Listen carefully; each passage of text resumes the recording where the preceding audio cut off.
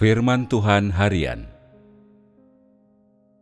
Untuk memulihkan keserupaan dengan manusia normal, yaitu untuk mencapai kemanusiaan yang normal. Manusia tidak bisa sekadar menyenangkan Tuhan dengan kata-kata mereka. Mereka hanya merugikan diri mereka sendiri jika melakukannya, dan ini tidak membawa manfaat untuk jalan masuk atau perubahan mereka. Oleh karena itu, untuk mencapai perubahan, manusia harus melakukan penerapan sedikit demi sedikit. Mereka harus masuk perlahan-lahan, mencari dan mengeksplorasi sedikit demi sedikit, masuk dari segi positif dan menjalani kehidupan kebenaran yang nyata, kehidupan orang-orang kudus. Setelah itu, hal-hal nyata, peristiwa nyata, dan lingkungan nyata memungkinkan manusia menjalani pelatihan praktis. Manusia tidak diwajibkan memanjatkan kata-kata indah. Sebaliknya, mereka harus berlatih dalam lingkungan nyata. Manusia pertama-tama menyadari bahwa mereka berkualitas rendah. Lalu mereka makan dan minum firman Tuhan dengan normal, serta masuk dan melakukan penerapan dengan normal. Hanya dengan cara inilah mereka dapat mencapai realitas, dan dengan cara inilah jalan masuk dapat berlangsung semakin pesat. Untuk mengubah manusia harus ada kepraktisan. Mereka harus berlatih dengan hal-hal nyata, peristiwa nyata, dan lingkungan nyata. Bisakah orang memperoleh pelatihan nyata hanya dengan mengandalkan kehidupan bergereja? Bisakah manusia memasuki realitas dengan cara seperti ini? Tidak. Jika manusia tidak bisa masuk ke kehidupan nyata, mereka tidak bisa mengubah gaya hidup dan cara-cara lamanya dalam melakukan segala sesuatu. Ini bukan sepenuhnya disebabkan oleh kemalasan manusia atau tingkat ketergantungannya yang tinggi, melainkan hanya karena manusia tidak memiliki kapasitas untuk hidup.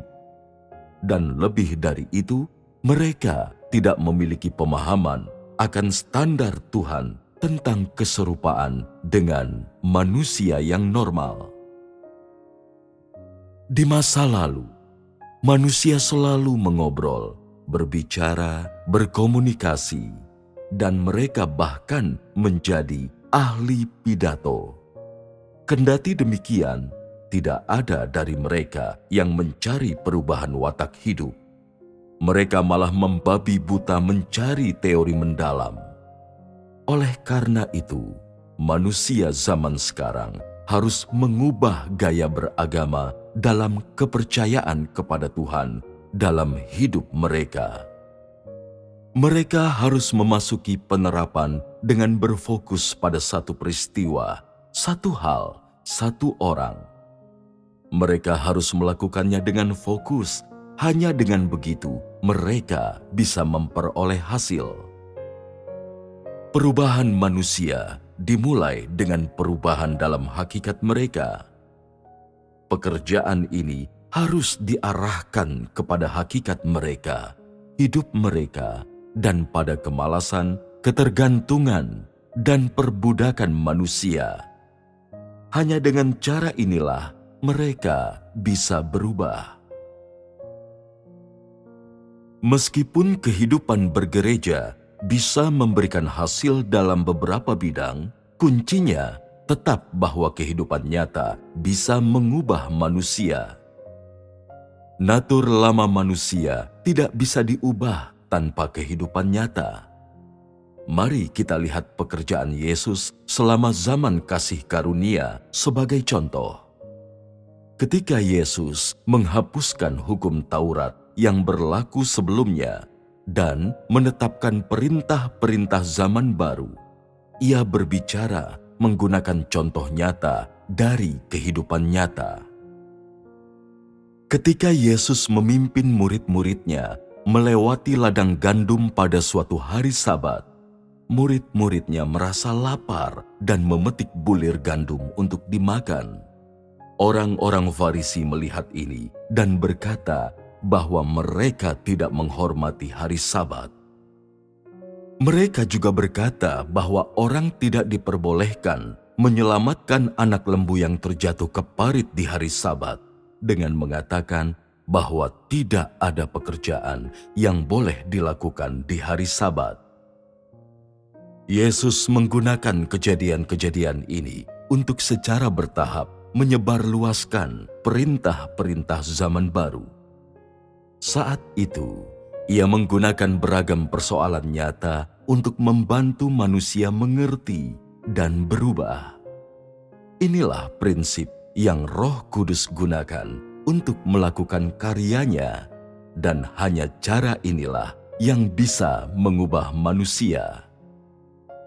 Tanpa hal-hal nyata, manusia hanya bisa memperoleh pemahaman teoritis dan intelektual. Ini bukanlah cara yang efektif untuk berubah. Jadi, bagaimana manusia dapat memperoleh hikmat dan wawasan melalui pelatihan? Bisakah manusia memperoleh hikmat dan wawasan hanya dari mendengar, membaca, dan meningkatkan pengetahuannya? Bagaimana hal ini mungkin terjadi? Manusia harus berusaha memahami dan mengalami dalam kehidupan nyata. Oleh karena itu, orang harus berlatih dan tidak boleh menjauh dari kehidupan nyata. Manusia harus memperhatikan berbagai aspek yang berbeda dan memiliki jalan masuk dalam berbagai aspek, tingkat pendidikan, keekspresifan, kemampuan untuk melihat berbagai hal, kemampuan membedakan dan memahami berbagai hal, kemampuan untuk memahami firman Tuhan, akal sehat, dan aturan kemanusiaan, serta hal-hal lain terkait dengan kemanusiaan yang dengannya manusia harus diperlengkapi.